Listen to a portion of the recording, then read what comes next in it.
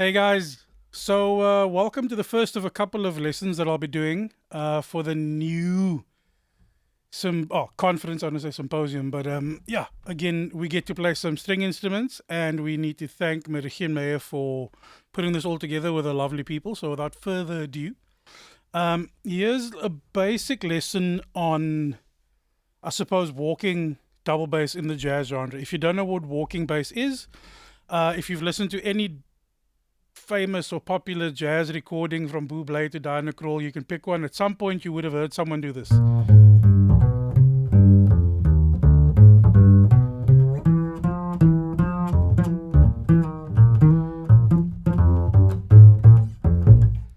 Or thereabouts. So, the one big difference to note, the difference between the genres of classical and jazz, and this is very broad strokes, very rough description that I'm giving you, is with classical musicians and the music you create, it's more about developing a beautiful tone with great technique in a section with a piece of music that's been prescribed to you generally. There's very little free embellishment or improvisation or composition that has to happen.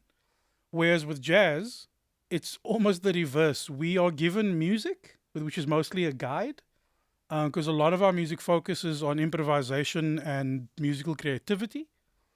But the nature of the instrument requires that there's only one way to play double bass, technically, in my opinion, and that's just using good old, what I'll call classical technique.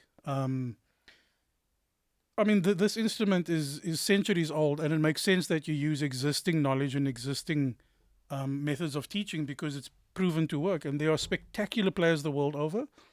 But some of the most notable crossover players, or in my opinion, the most notable crossover player would be someone like Edgar Meyer, who has happily got one foot in the classical field and happily in the jazz field, plays country even, and the man's, he's a prodigious musician.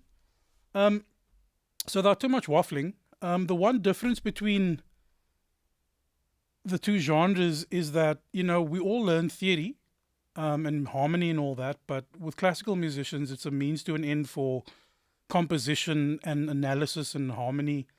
With jazz musos, your theory is almost always immediately applicable to what it is you're playing. You can play your theory the day you learn it.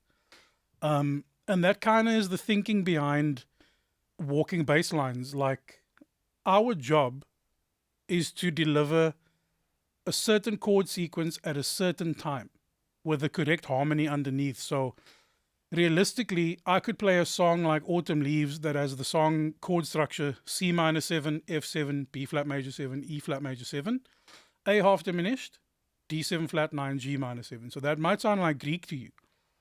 But it's actually based on just major scale theory. It's basically on every root you can build a triad, and by extension you can build a chord.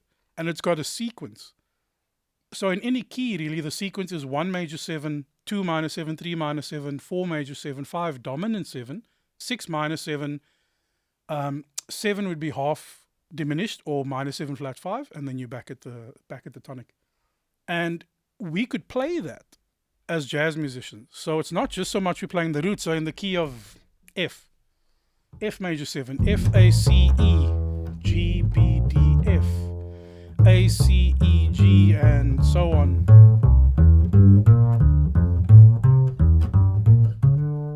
So I'm essentially playing all the chord tones.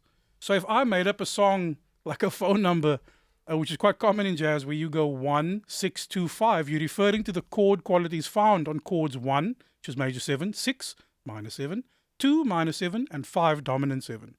So in terms of roots in F, you're looking at, and this is the building block to hundreds and thousands of songs. You can pick Blue Moon, You Saw Me Standing Alone, as an example. There are literally hundreds. Na na na na na na na na na na na. Not that it's a standard. Na na na na na na. So instead of just walking the roots out, if I had the time, I could walk out a whole chord sequence, and it will be based. If I just play a version of just roots, I could play. So now I'm going to play the roots and the thirds of every chord.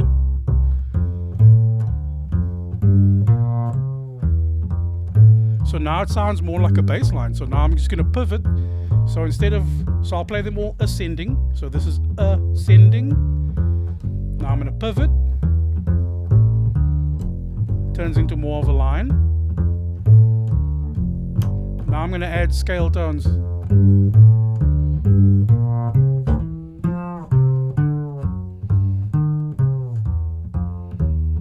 I'm going to add some syncopation.